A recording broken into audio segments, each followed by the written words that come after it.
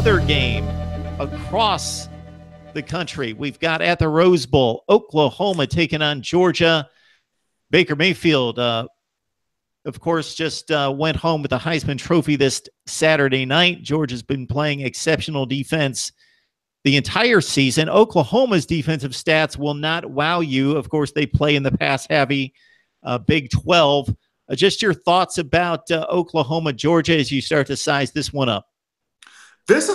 All four teams in this playoff are money teams. So this will be the best two semifinal games that we've had at this point in the playoff. When I look at Oklahoma and Georgia, number one, I look at Oklahoma's offense against Georgia's defense. Baker Mayfield, Baker Mayfield's just saucy. This is the sauciest kid I've seen. 71% completion rating. He's thrown for 4,330 yards, Mark. 41 touchdowns, 5 picks. Who does that? 41 touchdowns, 5 interceptions for Baker Mayfield. You look at the receivers he's throwing to: C.D. Lamb, Marquise Hollywood Brown. They got a tight end by the name of Mark Andrews, who reminds me a lot of Dallas Cowboys' Jason Witten. Mark Andrews is just that good. On the defensive side, when you talk Georgia, Kirby Smart, Mel Tucker have done well. On the defensive front, Lorenzo Carter, Davin Bellamy, Jonathan Ledbetter. Of course, it all starts with Roquan Smith, an inside linebacker. And in the secondary, DeAndre Baker, Malcolm Parrish, Dominic Sanders. How can this defense affect Baker Mayfield? Because he's quick, he's elusive, he can extend a lot of plays. Lincoln Riley, a masterful play caller. How will this Georgia defense be able to affect, bother, rush, pressure, frustrate, any other adjective you feel like throwing in there, affect Baker Mayfield in the pocket from a quarterback standpoint? As for Georgia offensively for Jim Chaney, getting the run game going. You mentioned this Oklahoma defense. It's got some pieces. Agbonia or Nkonkwo is the pass rusher for that group. Emmanuel Beal, pretty solid linebacker. He's got 89 tackles this season, 6 for loss. Parnell Motley is the leader in that secondary. I think he's got 2 to 3 interceptions, 9 pass breakups, Parnell Motley. So they've got some pieces back there. It's just, for Georgia, Nick Chubb, Sony Michel, DeAndre Swift, get them involved, get them going early. And Jake Fromm, I will be shocked if Jacob Eason is in a Georgia uniform next year. I'll be shocked, because with the way Fromm is playing and Georgia looking to lock in the number one dual threat quarterback out of Kennesaw, Georgia, Justin Fields, for next year, the 5-star, I will be shocked if Jacob Eason is wearing a Bulldogs uniform in the upcoming season. Jake Fromm this year, 21 touchdowns, 5 interceptions, has been very efficient. Jim Chaney has done a great job calling plays for him. He excels in throwing those out routes to Terry Godwin and Javon Wims, the 6'4" receiver.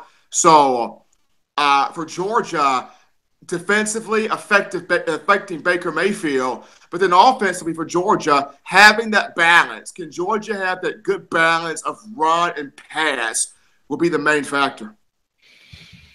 Yeah, that Oklahoma defense better than its statistical rankings in the Big 12. That's my opinion. I've seen them play TCU. I saw the Ohio State game. I also saw the obliterated TCU. Yeah, they shut down TCU, had no issue in that game. They went up big 17-0. Then TCU looked good running the ball. Kenny Hill made some plays. It was 17-14, and then the game was over after that, and they gave up nothing. Ohio State has scored points against everyone, only 16 against Oklahoma at the Horseshoe. They played extremely well in that game, and the other win against TCU was a game in which they ran away from TCU 38-14. So against the big opponents, they've stepped up. Texas doesn't have a formidable offense, and that was a really good ball game at the Cotton Bowl. Okoronkwo, you mentioned him. He will be the guy that jumps off the page statistically, but also on the field as an NFL type of D-end outside linebacker. He's the disruptor. 17 tackles for loss, 8 sacks. He's by far the best freakish player on the defense that makes a difference, makes an impact for the Oklahoma Sooners. I also want to point out Rodney Anderson is a guy that was a marginal back, didn't carry the ball much early in the season, about halfway through the season. Down the stretch, he has been the guy that's taken over that Oklahoma running game with almost 1,000 yards and 11 touchdowns, and all that productivity basically packed in the last 5 or 6 games of the season. He has really been the guy that they've taken off and pointed to in the running game to take some pressure off of Baker Mayfield. And you mentioned Mark Andrews. He is the John Mackey Award winner, best tight end in college football, 58 catches, 8 touchdowns, almost 1,000 yards out of the tight end position. And then I'm telling you, he's like Jason Witten. Yep. Yeah, he's really good, and he's a big body. He's a tough matchup because he's too big for the most of the safeties, and he's too fast. He actually has good speed, not accelerator wide receiver speed, but the combination of the size speed matchup makes him a difficult deal for the defensive backfield. And then I really came across and really liked this Marquise Brown. That guy can take it to the house. 50 catches, 6 touchdowns, 20 per reception. He can take it to the house. CeeDee Lamb has been a go-to guy on this offense as well with 40 catches and 7 touchdowns. So they had to replace a ton of weapons from last season. The two backfield duo of Samaje Perine and Mixon, and of course their best wide receiver, D.D. Westbrook, moving on to the NFL. But they more than replaced those guys. Just an exceptional job out of Bob Stoops and company recruiting that kind of talent to Oklahoma. There's been an upgrade in talent on both sides of the ball, a program that's always among the elite, but they've even jumped up there and possibly reached the Alabama, Clemson, USC, Ohio State status of rankings. Florida State in the recruiting wars, they've taken it up a notch in the last few seasons. Very impressed with what Oklahoma has been able to do. And just think, Baker Mayfield was a walk-on at Texas Tech, left Texas Tech, then walks on at Oklahoma. This is a 2-time walk-on. We've never heard a story about a 2-time walk-on win the Heisman Trophy. That's one heck of a story. I know his whole deal about the gesture and antics he had in the Kansas game, but any day of the week, you give me a guy in Baker Mayfield that wants to play, that wants the pressure on him, that wants to ball out, that wants to be the guy that people can depend on, and I'll find a way to make it work with that kid. That kid is a straight-up gamer. He wants to win. He wants to be the best.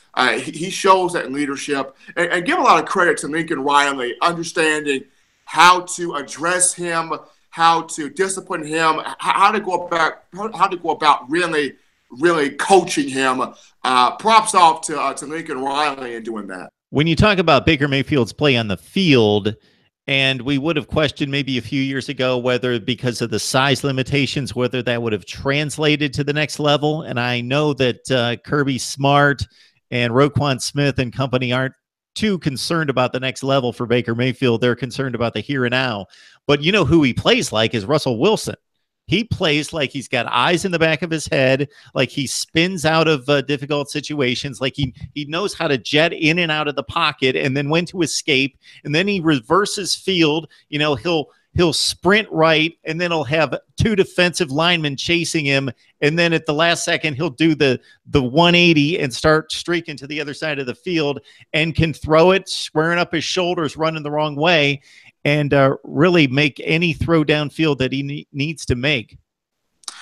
You bring up Russell Wilson. I'll bring up Fran Tarkenton. Okay. It reminds me of a young Fran Tarkenton in his heyday. So a lot of people are going to bring up, Johnny Manziel, but you see some Manziel in Mayfield, but Manziel no longer in the NFL. So if we're talking about people that played in the NFL or in the NFL currently for a long, substantial time, if you're going to bring up Russell Wilson, which is a good comparison, I'll bring up Fran Tarkenton.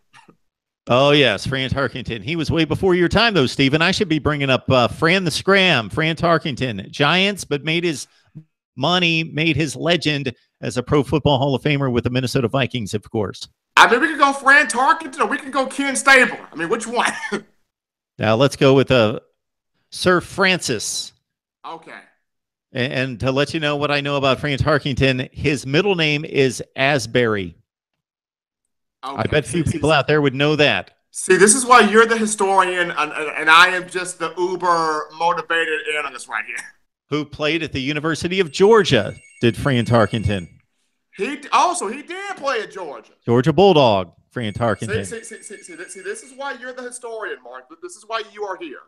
And just to put a level of statistics to back up my point about Rodney Anderson's emergence, first 5 games of the season only carried the ball 22 times. 22 carries the first 5 games, which is mopping it up. Then after that, he put up 147, 181, 111, 151, 77, 118, and 93 on the ground as he became the #1 back for the Oklahoma Sooners. Really excited for what Rodney Anderson can do in the college football playoff, but just to really continue with Oklahoma and Georgia. I mean, for Georgia, it's going to be affecting Baker Mayfield, trying to slow down this Oklahoma offense. From a defensive standpoint, offensively for Georgia, you're looking at running the football, shrinking, limiting the amount of possessions, and then, get the likes of Jake Fromm going in the passing game. So those two things are going to be very imperative for the Dogs, affecting Mayfield and then having that balance. And to your point, Stephen, earlier, we are starved for some good semifinal games. Ohio State, Alabama in 2014. That was a really good game. I thought they were the 2 best teams in the country, regardless of one not being able to get to the championship game. They had to play in the first round, but that was a really good game. Since then, the other semifinal that year, you had Oregon, Florida State. It was close into the third quarter, and then Jameis Winston started turning the ball over. Dalvin Cook had a couple fumbles, and Oregon blitzed them 59-20. The 2015 games were Clemson, Oklahoma, close for a half. The Tigers trounced them in the second half, and Baker Mayfield couldn't get away from those DNs. And then, of course, Alabama thumping, who am I missing in 2015? Michigan State, of course. Connor Cook, 38-0 game. It was close for about a quarter and a half. It was 10-0 at half, and then it was just a runaway, no game in the second half. And then last year, what we had with Clemson trouncing Ohio State, even though the Buckeyes were a favorite, that was not a game. And of course, Alabama, Washington in the game score-wise, their defense was just good enough to keep it close, but it was never scary, never a threat to Alabama. 24-7 in that one. So yes, we are starved for competitive, down to the wire, dramatic finishes in these semifinal games, and I think we'll get at least one, if not both games this year.